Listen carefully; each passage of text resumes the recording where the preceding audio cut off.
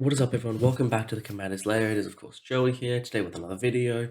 Today I'm sharing my Raggadragga Goreguts boss deck. So this is another one of those Commander Legends, Baldur's Gate commanders that, they kind of fill a niche, kind of flesh out something that we didn't really have a commander for, or really, distinct strategy for. But now they're making it, really directionalized and having something really sick that we can play through for, kind of a full strategy. Also, before we get into the video, I just want to shout out my girlfriend for getting this awesome microphone. If you guys, let me know what you think of this microphone quality. It's definitely heaps better. But basically, Goreguts is 2 and then Gruul, so 4 mana total for a 4/4 human ball. Each creature you control with a mana ability gets +2/+2. Whenever a creature you control with a mana ability attacks, untap it. And whenever you cast a spell, if it's at least 7 mana spell was spent to cast it, untap target creature, it gets +7/+7 against your trample until turn. So the first ability, what that's going to mean is our mana dorks, our little creatures, are going to be big enough that they can swing through for damage. It's oftentimes there's going to be a play that we can attack with, a couple dorks, maybe get a bit of damage. But obviously that's generally not what you're doing with mana dorks, because you're attacking, because you want to tap them for mana, and when they're attacked, they become tapped, you can't use them. But his second ability is going to untap them, which is going to mean that we can use them all again, so we can swing through, and then we can reuse them for all that mana. And then obviously we're playing heaps of mana dorks, and we're going to have a bunch of mana available, right? So that synergizes straight to Raggadragga's last ability. So it's not we cast a creature and it's going to get pumped up, it's going to pump up a different creature when we cast a spell. So it doesn't even have to be a creature that we cast, it can be a instant sorcery, whatever, as long as it's more than 7 mana. And so then we can pump up one of our smaller creatures, some of our bigger ones, really just turn them into massive threats constantly by spending all this mana that we're kind of creating. So the main theme of this deck is obviously mana dorks. It is going to be mana dork tribal. There's interesting things with mana dorks is that a lot of them are elves and a lot of them are druids. So, you pick those cards like Elvish Mystic, it is an elf druid. The Devoted Druid, another really good one, it's an elf druid, right? So we're going to be playing on that kind of synergies there. There's a couple things we can do there. For example, set on Crow's Protector is green for a 2/2 Centaur Druid Legend. With tap and untap Druid, you control and add a green to your mana pool. So obviously these are all going to be tapping themselves, but we can, just in case, we can use Setazan, kind of synergize with that and get some extra value with anything that we're tapping. Karametra's Acolyte's another great one. It's 3 and a green for a 1/4 human druid. It has tap to add an amount of green to your mana pool equal to devotion to green. So this deck is almost entirely green. It's probably like 90% green cards. There's pretty much no red, just because the way that this deck's been built doesn't really fit in too well. And then we have stuff to tap the amount of elves we have as well, because we're just incidentally playing lots of elves like Wirewood Channeler, so we're going to get heaps of mana off those elves as well, kind of synergizing through that, and just using those to basically attack with them, maybe buff them up a bit with Raggadragga if we need to, and then maybe untap them and use them for their sick mana abilities at the end of the turn, because obviously they're going to be producing a heap of mana through all these mana dorks, as there's 24 dorks in the deck, and then one other ramp card, which is the Leyline of Anticipation, but overall 25 ramp cards in the deck is literally over a quarter, so it's just going to, heaps of mana going to be pumping out. So obviously to tap for mana and to attack, right? Creatures are going to need haste. So we're playing, cards like Fires of Yavimaya and Rhythm of the Wild. 2 cards just, immediately grant haste to all of our creatures for a really low mana cost.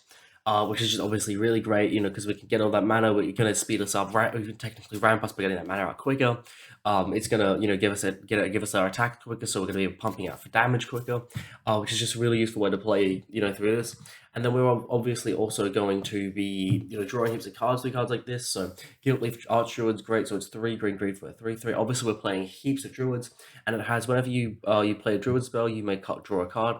So that'll be constantly got like probably 15-ish, 20 druids in this deck. And then tap 7 untap druids you control, gain control of all lands, target player controls. It's a little bit, toxic. You might not want to do that if you can even get 7 on the board, but either way, obviously a really powerful finisher if you do choose to use it. And we're just going to be, drawing heaps of cards to all these kinds of effects. Obviously, we're playing a bunch of creatures, so Heartwood Storyteller is great. Whenever a player casts a non-creature spell, each of their players' opponents may draw a card. So we're really not going to be giving our opponents that many cards, but they're going to be giving us heaps, most likely. So technically, we only have 8 cards over that 7 mana threshold. So obviously, we're not going to be triggering it a lot, but obviously 7 mana is hard to reach, so we're going to need more build-up than payoffs, obviously, for that strategy. However, we are also kind of be synergizing off that afterwards. So it's important to note that we have X spells in this deck as well. So it says if at least 7 mana was spent to cast it, so that is not based on the CMC or mana value, it is based on how much mana was actually spent to cast it. So I guess technically, even if someone has a taxing effect that's going to make our spells cost more, this would still trigger off that somehow. They could actually help us get more powerful creatures off that. That's actually really interesting. I didn't even think of that.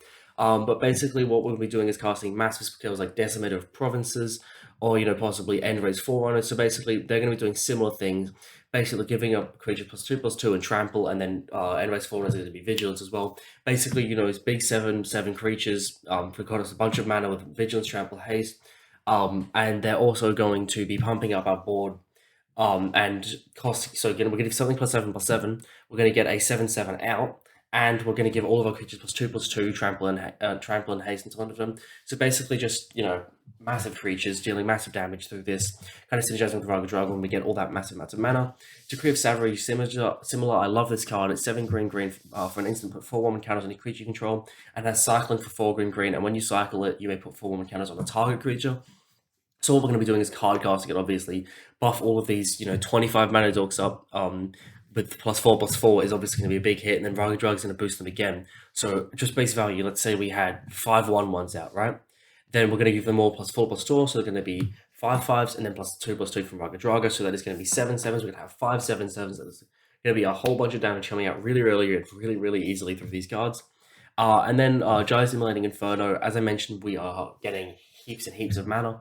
Obviously, we're going to be, hopefully have 5 to 10-ish things on the board that are going to be tapping for mana constantly, all the time. And so it's X red for Legendary Sorcery. And then it deals X damage to each of the 3 targets. So that can be players. So let's say we had a threshold of, say, 25 mana, which honestly is pretty easy to reach in this deck once late game comes around. This is going to be 25 damage, or we'll say 23 damage to every single player on the board. And somehow, if that doesn't manage to take them out, that'll also buff up one of our creatures, make it massive. We can swing through for damage afterwards as well. Obviously, just casting heaps of those big spells, getting the awesome payoffs off those big spells, and also getting the synergies that they provide, obviously, through Raggadragga, making our creatures even bigger and buffing up for some damage, giving them a trample and shooting them up. Okay, so as I mentioned, this is a pretty simple deck. It's over now, and literally what we're going to be doing is getting our lands out early. We've got a bunch of lands, then we're going to be using them to play a bunch of really cheap mana dorks, get them out lower on curve, maybe even get Raggadragga out. Probably turn 3 is reasonable almost every single game. And then basically, hopefully by turn 4 to 5, we're already be casting some massive haymakers as well.